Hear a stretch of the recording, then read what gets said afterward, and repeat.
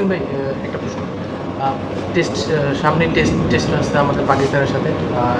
আগামীকাল থেকে শুরু হবে টি-20 নিউজিল্যান্ডের সাথে।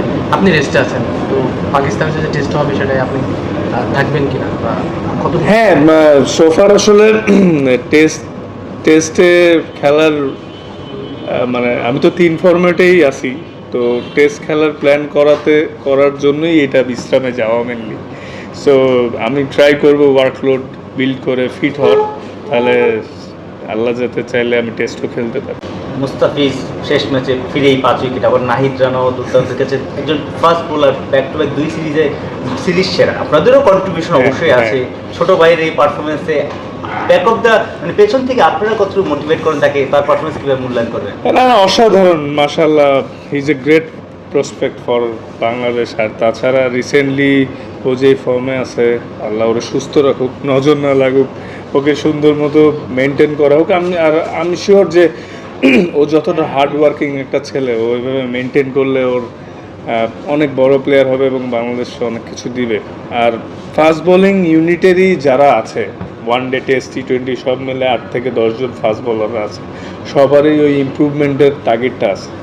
আর সেদিনই আমরা ড্রেসিং রুমে গল্প করছিলাম যে আজ থেকে 6-7 বছর আগে New Zealand, England, Australia majority of the ম্যাচেই আসলে ওরা আমাদেরকে ফাস্ট বোলিংটা ওইভাবে ডমিনেট করার সুযোগ আমাদের থাকতো না, বা অনেক অ্যাগ্রেসিভ ব্যাটিং করতো। তো দেখা গেছে আমরা আমাদের হোম কন্ডিশনেও ফাস্ট বোলিং নিয়ে মাশাআল্লাহ নিউজিল্যান্ডের মতো টিম, পাকিস্তানের মতো টিমদেরকে আমরা ডমিনেট করে জিতছি। এটা একটা প্রাপ্তির জায়গা আসলে। দলটা তো ভালো কাটছে, দারুণ সময় কাটছে ন্যাশনাল টিমে, ওয়ান ডে সিরিজ টানা 3টা আপনি জিতেছেন। দলটা কেমন? পেস ইউনিট তো অসাধারণ, যেই সুযোগ পায় সেই পারফর্ম করে, এখানে মধুর একটা লড়াইও চলছে। আলহামদুলিল্লাহ, এটা খুবই মানে আনন্দের একটা বিষয় যে ফাস্ট বোলাররা ভালো করছে মাশাআল্লাহ। তো এই কন্টিনিউশনটা যাতে আমাদের সবসময় থাকে, যেহেতু 1 বছরের মধ্যেই ওয়ার্ল্ড কাপ আছে, আর এই ওয়েদার কন্ডিশনে যাতে আল্লাহ আমাদের সব ফাস্ট বোলারদের সুস্থ রাখে, এটাও আপনারা সবাই দোয়া করবেন। বিকজ সামনে অনেক ক্রিকেট খেলা আছে এবং ওয়ার্কলোড এবং সব কিছু খুব সুন্দরভাবে বিসিবি ম্যানেজ করারও ট্রাই করছে। তো আশা করছি ভালো কিছু হবে। নতুন দুজন যে সাকলাইড এবং রিপন মন্ডল, আপনাদের উত্তরসূরি, তাদের আপনি কেমন দেখেন? তাদেরকে কতটুকু দেখেছেন বিপিএল, তাদের নিয়ে কতটুকু আশাবাদী? বিপিএলে তো ভালো করেছে।